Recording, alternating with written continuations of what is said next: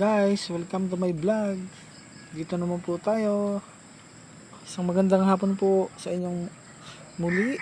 At nagbabalik po si Turong Gala upang sa panibagong video po. Tayo po ngayon ng araw na ito nagpapakain na naman ng pigs. Atin po pinapatinin yung ating turong malaki sapagkat kulang po siya sa taba.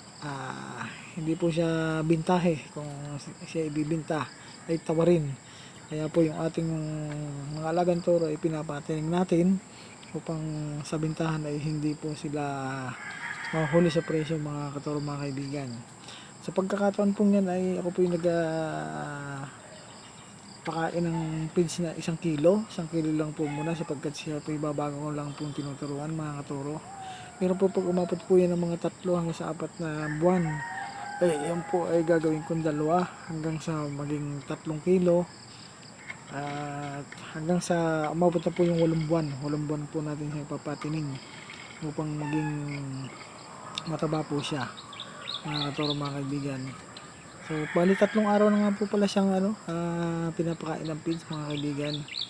Kaya medyo marunong na po siya mga kaibigan. Ayan po, para po maging mataba siya at hindi po tawarin ng mga mamimili mga katoro mga kaibigan. At saka po pala mga katoro mga kaibigan, ako pinagpapasalamat sa lahat po ng suporta sa Turong Gala at walang sawang sumusubaybay sa aking mga video. Thank you po sa inyong lahat.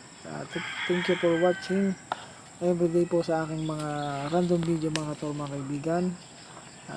Maraming salamat po. At kung ako mapadaan sa inyong page ay pakisubscribe na lang, pakiclick yung notification bell para updated kayo sa aking mga susunod na video. Yan, maraming pong salamat at goodbye sa susunod yung video. Bye bye.